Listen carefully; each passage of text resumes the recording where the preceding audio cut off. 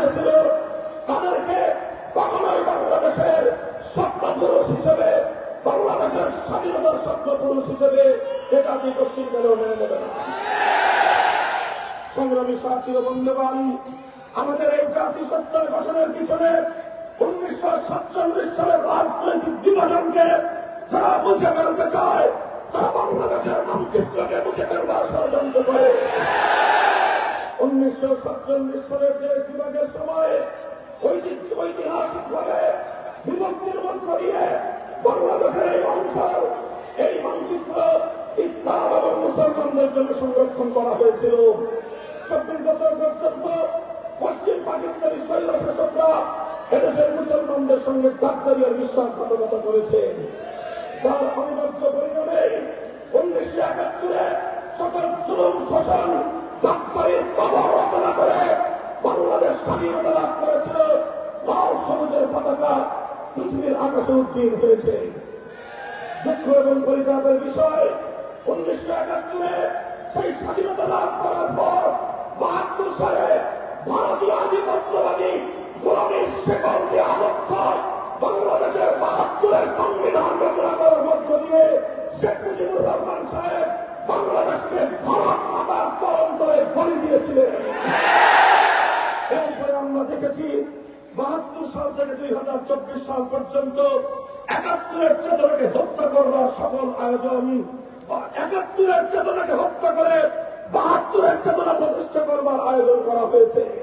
72-এর চেতনাকে 71-এর চেতনার মধ্যে বাংলাদেশের মানুষকে গড়াবার চেষ্টা করা হয়েছে। আমরা ব্যর্থহীনভাবে চ্যালেঞ্জ করে বলতে চাই, 1971-এর মুক্তিযুদ্ধের আগ পর্যন্ত আওয়ামী লীগের কোন লিডার, কোন নেতা নেত্রী, বাংলাদেশের কোন রাজনৈতিক নেতা পশ্চিমকালেও এদেশটাকে ধর্ম নিরপেক্ষতার আলোকে গড়বার ঘোষণা দেয় নাই। এদেশের কথা ছিল এদেশে কোরআন সুন্নাহ বিরোধী কোন আইন হবে না। 1970-এর জাতীয় নির্বাচনের পূর্বে শেখ মুজিবুর রহমান সাহেব বাংলাদেশের গণমানুষের নেতা হিসেবে এই ওয়াদার অঙ্গীকার তিনি করেছিলেন।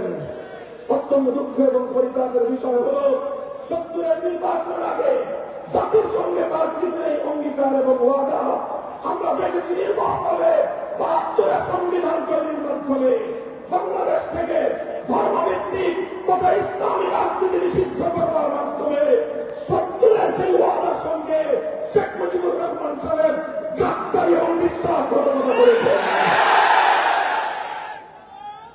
সংগ্রামী সাথী ও বন্ধুগণ, আজ সময় এসেছে কথা ব্যর্থহীনভাবে বলবার।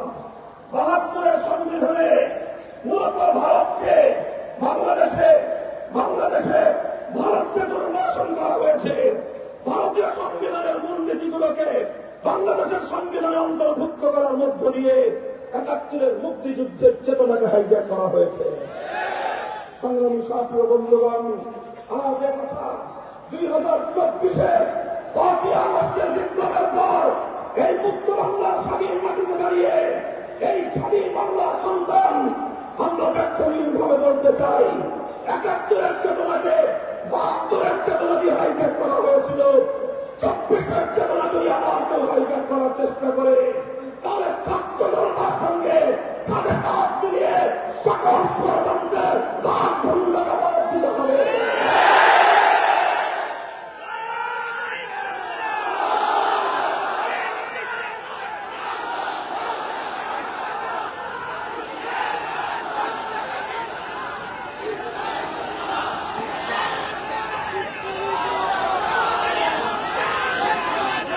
সংগ্রামী সাথী ও বন্ধুগণ, 71 থেকে 2024 এক সূত্রে এসে গেছে যায়, সেটা হলো আমরা বৈষম্যহীন সমাজ চাই, ইনসাফপূর্ণ বাংলাদেশ দেখতে চাই। আমরা কোন এক দলীয় ভাষণ দেখতে চাই না। আমরা কোন একটি পরিবারের অত্যন্ত বাংলাদেশে দেখতে চাই না। দেশের মানুষের অধিকার আদায় করতে চাই, মানুষের অধিকার আদায় করতে চাই, যুব এবং ছাত্র জনতার অধিকার প্রতিষ্ঠা করতে চাই। কাজেই সেভাবেই 71-এর সঙ্গে 24-এর চেতনা এক সূত্রে গ্রথিত রয়েছে। 2024 সালে যে আন্দোলন হয়েছে, যে সংগ্রাম হয়েছে, সেই সংগ্রাম, এই অভ্যুত্থান আমাদের সংগ্রামের জন্য যখন কোন জাতি প্রস্তুত হয়ে যায়, আন্দোলন এবং সংগ্রামের জন্য কোন ভূখণ্ড যখন প্রস্তুত হয়ে যায়, ফ্যাসিবাদ এবং সালিমের বুলেট দিয়ে সে যখন অভ্যুত্থানকে রুখে দেওয়া যায় না। মানুষের জাগরণকে বুলেটের আঘাত দিয়ে ধ্বংস করে দেওয়া যায় না। সুতরাং হে আমার প্রাণপ্রিয় হিন্দু জনতা, 2024 সালে 5ই আগস্টের বিপ্লব থেকে আমরা অনুপ্রাণিত হয়ে আমরা বিপ্লবের যে সিম্বল, এই বিপ্লবের যে আইকনিক দৃষ্টান্ত, সেখান থেকে আমরা অনুপ্রাণিত হতে চাই। 2024 সালের বিপ্লবে অন্যতম আইকন ছিল, অন্যতম সিম্বলিক একটা দৃশ্য ছিল আমার তরুণ ছাত্র যুব জনতা। তারা কেউ মাদ্রাসায় পড়ে, কেউ স্কুলের স্টুডেন্ট, কেউ কলেজের ছাত্র, কেউ বিশ্ববিদ্যালয়ে পড়ুয়া, সকল বিভেদের দেয়াল ভেঙে গুড়িয়ে দিয়েছিল। শেখ হাসিনা, তার দশর এবং তার দল আওয়ামী লীগের 50 বছরের রাজনীতি ছিল বাংলাদেশের মানুষকে বিভক্ত করা। তার রাজনীতির প্রধান সূত্র ছিল বিভাজনের রাজনীতি। 24-এর ছাত্র জনতা শেখ হাসিনার বিভাজনের রাজনীতিকে ব্যর্থ করে দিয়েছে। শেখ হাসিনা হাতুড়ি লীগকে এড়িয়ে দিয়ে বাবার দেশের নিরীহ ছাত্র এবং তৌহিদি জনতাকে দমন করার পায়তারা চালিয়েছে। আর যখনই তার সঙ্গে কারো বিমত হয়েছে, রাজনৈতিক ভাবে কাউকে মোকাবেলা করতে যখন ব্যর্থ হয়েছে, তখন তাকে হয় জঙ্গিবাদের ট্যাগ দিয়েছে, আর না হয় রাজাকারের ট্যাগ দিয়েছে। এই ছিল শেখ হাসিনার ষড়যন্ত্রের রাজনীতির 2 মূল সূত্র।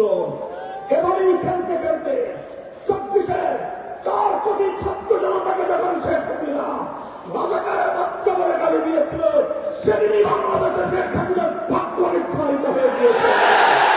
বাংলাদেশের প্রতিটি শিক্ষাঙ্গন থেকে, ঢাকা বিশ্ববিদ্যালয়ের প্রতিটি হল থেকে, বাংলাদেশের প্রতিটি পাবলিক এবং প্রাইভেট বিশ্ববিদ্যালয়ের ছাত্র জনতা একটাই স্লোগান তুলেছিল, আমি কে তুমি কে, আমি কে তুমি কে। এই স্লোগানের মধ্য দিয়ে তরুণ ছাত্র জনতা দেখিয়ে দিয়েছে কিভাবে স্বৈরাচারের এই সকল অপকৌশলকে ব্যর্থ করে দিতে হয়।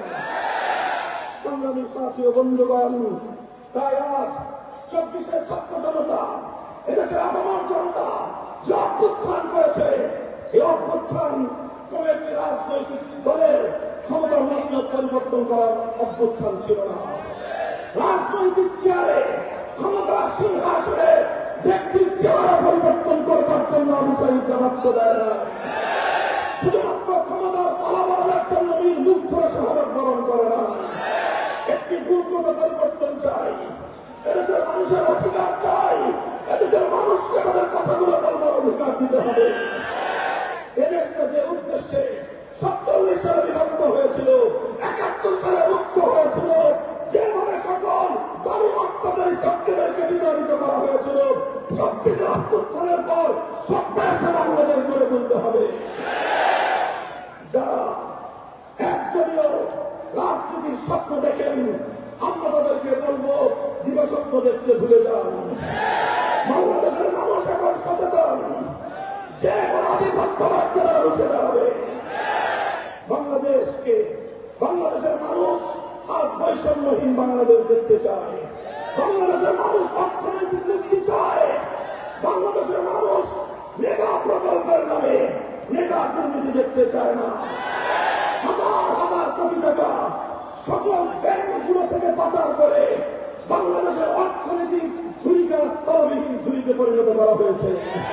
গোটা বাংলাদেশকে দেউলিয়া করে দেওয়া হয়েছে। কোন ব্যাংকে আর বাংলার মানুষ দিয়ে তারা ডিপোজিট রেখে সেখান থেকে চেক দিয়ে তারা তাদের নিত্য প্রয়োজন পূরণ করবার জন্য প্রয়োজনীয় অর্থ তুলতে পারছে না। এই অবস্থা করে দিয়ে গেছে ফ্যাসিবাদী শেখ হাসিনা এবং তার দোসরেরা এক একটি ব্যাংক থেকে 30,000 20,000 কোটি টাকা পাচার করেছে। এই সকল পাচারকৃত টাকা বাংলাদেশে ফিরিয়ে আনবার জন্য যথাবিহিত ব্যবস্থা গ্রহণ করতে হবে। ফাঁকা মাঠের গুলি দিয়ে বাংলাদেশের মানুষকে আশ্বস্ত করা যাবে না। এই জন্য আমরা বলতে চাই, অর্থনীতির পুনর্গঠনের জন্য এদেশের মানুষকে নিয়ে আপনার নতুন প্রকল্প গ্রহণ করুন, পাচার কৃত সকল অর্থ দিয়ে আনবার ব্যবস্থা গ্রহণ করুন। সংগ্রামী সাথী ও বন্ধুগণ, গুরুত্বপূর্ণ যে কথা আমাদেরকে ঘুরে ফিরে চলবে না। বিগত আওয়ামী রেজিম সরকারের অন্যতম এজেন্ডা ছিল বাংলাদেশ থেকে ইসলামী চেতনাকে হত্যা করা। আর ইসলামী চেতনাকে হত্যা করতে গিয়েই শেখ হাসিনা বাংলাদেশকে দুই ভাগে বিভক্ত করেছিল। এক ভাগ ছিল শাহবাগের নাস্তিকবাদের চত্বর, আরেক ভাগ ছিল শাপলা চত্বরের ইমানি জাগরণের চত্বর। শাপলা চত্বর বিজয়ী হয়েছে, শাপলা চত্বর বিজয়ী হয়েছে।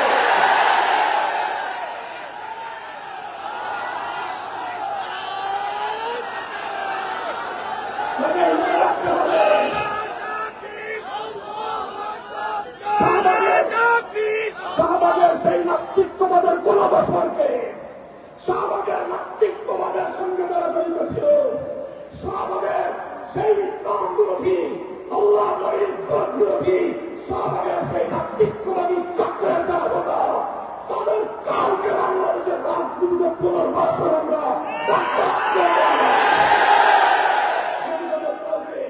বাংলাদেশের রাজনীতিতে পুনর্বাসন করবার কোন এজেন্ডা গ্রহণ করা হয়, রক্ত দিয়ে আমরা উঠে দেব।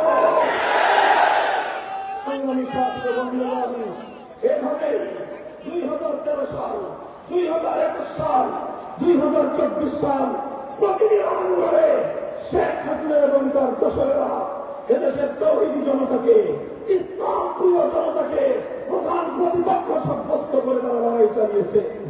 আর এই লড়াইয়ে আল্লাহ পাক রব্বুল আলামিন মুক্তি প্রেমীদেরকে নয়, বরং যারা মুসলিম জনপদ থেকে ভাস্কর্যজনক সমস্ত মুক্তি ভেঙে গুড়িয়ে দিতে পারে তাদেরকে আমরা বিজয় দান করেছেন। এজন্য 5ই আগস্টের বিপ্লবে 1 ঘন্টার ব্যবধানে টেকনাফ থেকে তেঁতুলিয়ার মুসলিম জনপদের কোন রাষ্ট্রীয় স্থাপনায় কোন মূর্তি অবশিষ্ট রাখা হয় না। এই মূর্তি ভেঙে গুড়িয়ে দিয়েছে 5ই আগস্টের বিপ্লবীরা। এই বিপ্লবকে বুঝতে হলে 5ই আগস্টের মুক্তি বিরোধী গণজাগরণকে আমাদের বুঝতে হবে। সংগ্রামী সাথী ও বন্ধুগণ, আমরা স্পষ্ট ভাষায় বলতে চাই, 15টি বছর একজন সেবাদাসীকে দিয়ে, একজন কৃতদাসীকে দিয়ে বাংলাদেশের ক্ষমতার মস্তককে দখল করে রেখেছিল একটি ভিন দেশি শক্তি। তারা বাংলাদেশের জনগণের বিপক্ষে অবস্থান নিয়েছিল। আন্তর্জাতিক প্রতিটি অঙ্গনে বাংলাদেশের মানুষ যেন তাদের ন্যায্য অধিকার থেকে বঞ্চিত হয়, এজন্য সেই দেশ বাংলাদেশের বিরুদ্ধে অব্যাহতভাবে তারা চক্রান্ত চালিয়ে গিয়েছে। 5ই আগস্ট শেখ হাসিনার পতনের মধ্য দিয়ে সেই ভিন দেশি রাষ্ট্রের বাংলাদেশি নীতি, বাংলাদেশ নীতি ব্যাখ্যা প্রমাণিত হয়েছে। এরপর তারা নতুনভাবে ষড়যন্ত্র শুরু করেছে। তাদের কৃতদাসীকে তারা তুলে নিয়ে গিয়েছে, সেবাদাসীকে তাদের পরে আশ্রয় দিয়েছে। আশ্রয় দিয়ে, প্রশ্রয় দিয়ে ফ্যাসিবাদের সকল দর্শকদেরকে তারা সেখানে ডেকে নিয়ে বাংলাদেশ বিরোধী আরেকটি নতুন ষড়যন্ত্রের জাল পক্ষে সেখানে তারা বুনতে শুরু করেছে। সেই ষড়যন্ত্রের ধারাবাহিকতাই আমরা দেখেছি। স্কুলের আস্ফালন, বাংলাদেশের সাম্প্রদায়িকতা উস্কানি দিয়ে চট্টগ্রামের আদালতের, সরকারি আদালতের কর্মকর্তা শহীদ সাইফুল ইসলাম আলিফকে নির্মমভাবে জবাই করে হত্যা করা হয়েছে। এদেশের ধর্মপ্রাণ মুসলমানদেরকে উস্কানি দিয়ে সাম্প্রদায়িক সংঘাত তৈরি করবার চেষ্টা করা হয়েছে। এদেশের ইসলাম প্রিয় জনতা, এদেশের ইসলামী নেতৃবৃন্দ তৌহিদি জনতাকে শান্ত থাকার আহ্বান জানিয়েছেন। এদেশের মানুষ শান্ত থেকেছে, কিন্তু ইসলামের ষড়যন্ত্র বন্ধ হয় না। যেভাবে ইসলামকে দিয়ে বাংলাদেশের বিরুদ্ধে তারা ষড়যন্ত্র চালিয়েছিল, একই সূত্রে কথা গতকালকে রাতে অন্ধকারে বাংলাদেশের প্রাণকেন্দ্র সচিবালয় অগ্নিকাণ্ডের মধ্য দিয়ে ফ্যাসিবাদ এবং তার দশকদের সমস্ত অপকর্মের ডকুমেন্ট গুলো, প্রমাণগুলো তারা ধ্বংস করবার পায়তারা চালিয়েছে। মনে রাখো, বাংলাদেশ বিরোধী ভিন দেশের আধিপত্যবাদী শক্তি আগুন দিয়ে তোমরা ছাইপত্র পুড়িয়ে ফেলতে পারবে। মানুষের হৃদয়ে তোমাদের প্রতি যে ঘৃণার আগুন জ্বলছে, সে আগুন তোমাদের আগুন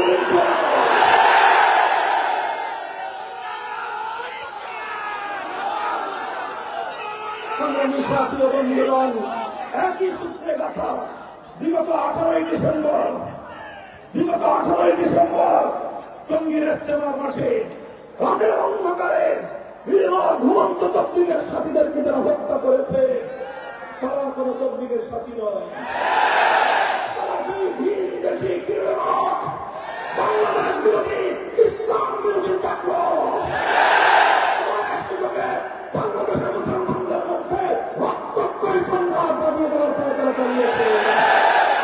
এই সংঘাতের ষড়যন্ত্রকে আমাদের যে কোনো মূল্যে রুখে দাঁড়াতে হবে। সংগ্রামী সাথী ও বন্ধুগণ, আমি বলতে চাই, অনেক ষড়যন্ত্র বাড়ি দিয়ে, অনেক ষড়যন্ত্রকে মোকাবেলা করে, অনেক বুলেটের আঘাত সহ্য করে, অনেক গুম খুন হত্যাকাণ্ডকে বাড়ি দিয়ে, অজস্র মায়ের বুকের আলাদারিকে সঙ্গে নিয়ে, অনেক বিধবা নারীর স্বামীহারা আত্মনাথকে সঙ্গী করে, অনেক এদিকের আলাদারিকে নিয়ে 2024 সালের পরে বাংলাদেশ নতুন ভাবে যাত্রা শুরু করেছে। এই যাত্রাকে সফল করার জন্য এই বিগত সকল দোষ অন্যায়কারীদেরকে, সকল হত্যাকারীদেরকে যথাযথভাবে বিচারের মাধ্যমে দৃষ্টান্তমূলক শাস্তি নিশ্চিত করতে হবে। তাদেরকে তাদের বিচার নিশ্চিত হওয়ার আগ পর্যন্ত রাজনীতিতে তাদেরকে পুনর্বাসন করবার কোন পায় তারা সহ্য করা হবে না। আমরা বিরোধী দলীয় নেতৃবৃন্দকে বলতে চাই, আপনাদের রাজনৈতিক খেলা চালানোর জন্য, আপনাদের ইদাউল বিড়াল খেলা চালানোর জন্য, ফ্যাসিবাদকে রাজপথে মেনে আসবার জন্য যে আপনারা স্পেস তৈরি করে দিতে চান, আপনাদের স্পেস দেশের মানুষ সংকীর্ণ করে দেবে। উচ্চারণ করে দিয়ে বলতে চাই, বাংলার মানুষের ভক্ত সেই খুনিদেরকে বাংলাদেশের রাজনীতিতে পুনর্বাসন করবার যে কোনো ষড়যন্ত্র রক্তের মাধ্যমে মোকাবেলা করে দেবে।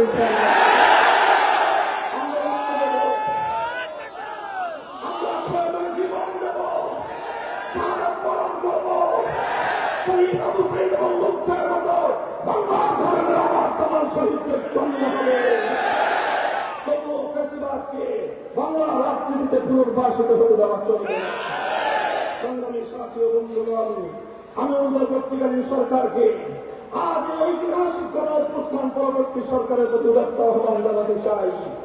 আপনাদের হাতে সীমিত সময়, এই সময়ের সর্বোচ্চ সদ্ব্যবহার করুন। চারিদিকে আপনাদের শত্রুরা ঘেরা, শত্রুদের চক্রান্ত সম্পর্কে আপনার আরো চৌকান্ন হন এবং রাষ্ট্রীয় এই সকল প্রতিষ্ঠানগুলোকে বিগত সরকার ধ্বংস করে দিয়েছে সেই প্রতিষ্ঠানগুলোকে দ্রুত সংস্কার করুন। সংবিধানে প্রয়োজনীয় সংস্কার আনুন। অনেক সংস্কারের কথা বলা হয়েছে, আমরা একটি চূড়ান্ত সংস্কারের কথা বলি। সেই কথা হলেই 97% মুসলমানদের বাংলাদেশে কোরআন সুন্নাহ বিরোধী, ইসলামী শরিয়া বিরোধী কোন আইন কার্যকর হতে পারবে না, কোন নীতিমালা কার্যকর হতে পারবে না, কোন নীতিমালা কার্যকর হতে পারবে না। সংস্কারের মাধ্যমে এই ধারা সংবিধানের মধ্যে আপনারা সংযুক্ত করুন। সংগ্রামী সাথী ও বন্ধুগণ, এভাবে আমরা হাতে হাত রেখে বাংলাদেশের সকল ইসলামী রাজনৈতিক সংগঠনগুলোর প্রতি উদাত্ত আহ্বান জানাই। আমরা আমাদের মধ্যকার পারস্পরিক খুঁটিনাটি সকল বিরোধকে উপায় করে পিছনে ফেলে আসুন হাতে হাত রেখে একটা আত্মীয় ইস্পাত প্রতিনিধি ইসলামী ঐক্য করে তুলি। এরপর ইসলামী শক্তিগুলো ঐক্যবদ্ধ হয়ে দেশপ্রেমের অন্যান্য শক্তিগুলোকে আজকে আমরা ঐক্যবদ্ধ করি। মনে রাখতে হবে, বাংলাদেশ আজ দুই ভাগে বিভক্ত। বাংলাদেশ আজ দুই ভাগে বিভক্ত। এক ভাগ হল ভিনদেশী দালাল, আরেক ভাগ হল দেশপ্রেমিক জনতা। আবার বলছি, বাংলাদেশ আজ দুই ভাগে বিভক্ত। এক ভাগ বাংলাদেশ বিরোধী ভিনদেশী দালাল চক্র, আরেক ভাগ হল বাংলাদেশের দেশপ্রেমিক জনতা। দেশপ্রেমিক এই জনতাকে বিভক্ত করে বাংলাদেশের স্বাধীনতা রক্ষা করা যাবে না। বিএনপি, জামায়াতে ইসলামী, ইসলামী আন্দোলন বাংলাদেশ, খেলাফত মজলিস, জমিয়ত উলামা ইসলাম, নিজামে ইসলাম, গণ অধিকার পরিষদ, গণতন্ত্র মঞ্চ সহ সকল রাজনৈতিক পক্ষগুলোকে বলব, যেভাবে ফ্যাসিবাদকে ঐক্যবদ্ধভাবে মোকাবেলা করা হয়েছে এখনো আমাদের মধ্যে বিভক্তির রেখা টানার সময় আসে নাই। সীমান্তের অপর প্রান্ত থেকে এখনো ফেলানির হত্যাকারীরা ওই রক্তচক্ষু নিয়ে বাংলাদেশের দিকে তাকিয়ে আছে। রক্তমাখার অমুক চিন্তা তারা ব্যবহার করে দিচ্ছে। ওই রক্তমাখার অমুক চিন্তা কেটে ফেলতে হবে। রক্তমাখার অমুক চিন্তা কেটে ফেলতে হবে। আমার কোন ফেলানিকে আমরা কাতারে ঝুলে থাকতে দেখতে চাই না। আমার সীমান্ত রক্ষার একজন ভাইয়ের রক্তাক্ত লাশ আমরা দেখতে চাই না। আত্মমর্যাদা সম্পন্ন মাথা উঁচু করা বাংলাদেশ স্বনির্ভর মাথা উঁচু করে দাঁড়াতে চায়। অন্যের আধিপত্যবাদকে বাংলাদেশ মানবে না। যদি সীমান্তের অপর প্রান্তে শত্রুর পরিচয়ে বন্ধ পরিচয়ে শত্রু রাষ্ট্রগুলো যদি আমাদের দিকে প্রকৃত বন্ধুত্ব প্রদর্শন করতে চায়, ওয়েলকাম। আর যদি আবার ষড়যন্ত্র করতে চায়, 20 কোটি জনতা ইস্পাত করে রক্ষা করে ষড়যন্ত্রের মোকাবেলা করবে ইনশাআল্লাহ। সংগ্রামী সাথী ও বন্ধুগণ, আমার বাংলাদেশ খেলাফত যুব মজলিসের প্রাণপ্রিয় নেতা কর্মীরা, এভাবেই যদি আমরা পথ চলতে পারি, আমাদের মঞ্জিল কিন্তু আরো বহুদূর। আমাদের চূড়ান্ত মঞ্জিল একটি ইসলামী বিপ্লব। আমাদের চূড়ান্ত লক্ষ্য আল্লাহ আল্লাহর খেলাফত কায়েমের সংগ্রামকে সফল করা। আমরা ততদিন শান্ত হব না যতদিন আমরা খেলাফতকে রাষ্ট্রীয় শাসক হিসেবে পাব না। আমাদের চূড়ান্ত স্লোগান হবে হয়তো খেলাফত, হয়তো খেলাফত। খেলাফত প্রতিষ্ঠানের সংগ্রামকে চূড়ান্ত গন্তব্যে পৌঁছার জন্য প্রস্তুত থাকবেন তো আপনারা? এজন্য বাংলাদেশ খেলাফত যুব মজলিসের প্রত্যেকটি নেতাকর্মীর প্রতি আমাদের স্পষ্ট নির্দেশনা থাকবে। আপনারা সংগঠনকে তৃণমূল পর্যায়ে পর্যন্ত শক্তিশালী করুন। মানুষের প্রতিটি দুঃখ দুর্দশায় মানুষের পাশে দাঁড়ান। বাংলাদেশ খেলাফত ছাত্র মজলিসকে সাথে দিয়ে বাংলাদেশ খেলাফত মজলিসের পক্ষ থেকে ঘোষিত প্রত্যেকটি কর্মসূচিতে মাঠে বাস্তবায়ন করতে হবে। রাতের অন্ধকারে মসজিদে গিয়ে আল্লাহ দরবারে সাজদায় লুটিয়ে রমাদানের মাধ্যমে আল্লাহর কাছ থেকে সাহায্য গ্রহণ করতে হবে। এরপর দিনের বেলায় ঘাম ঝরিয়ে মানুষের পাশে দাঁড়াতে হবে। প্রতিদিন দুর্যোগ দুর্বিপাকে এদেশের মানুষের সাহায্যে আমাদেরকে সবার আগে এগিয়ে যেতে হবে। সমাজ কল্যাণে গুরুত্বপূর্ণ ভূমিকা আমাদেরকে পালন করতে হবে। করবেন তো ইনশাআল্লাহ? এরপরে বিপ্লবের জন্য যখন মাটি প্রস্তুত হয়ে যাবে, খেলাফতের জন্য যখন মাটি সম্পূর্ণ প্রস্তুতি গ্রহণ করবে, এদেশে যখন আল্লাহর দিনের জন্য ঘরে ঘরে আবু সাঈদ পয়দা হবে, চূড়ান্ত বিপ্লবের লক্ষ্যে শহীদ ঈদগাহে যেতে হবে। মাথায় কাপড়ের কাপড় বেঁধে শহীদ ঈদগাহে যাওয়ার জন্য প্রস্তুতি গ্রহণ করতে হবে।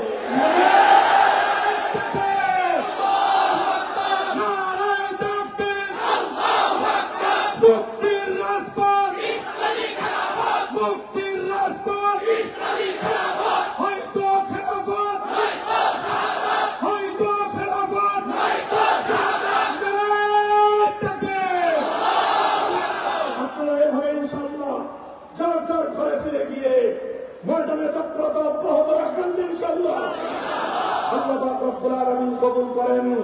আবার দেখা হবে রাজপথে, কথা হবে স্লোগানে স্লোগানে। ততদিন আমরা থামব না যতদিন আল্লাহর জন্য আল্লাহর দ্বীন পরিপূর্ণ বিজয়ী না হয়। আলহামদুলিল্লাহি রাব্বিল আলামিন।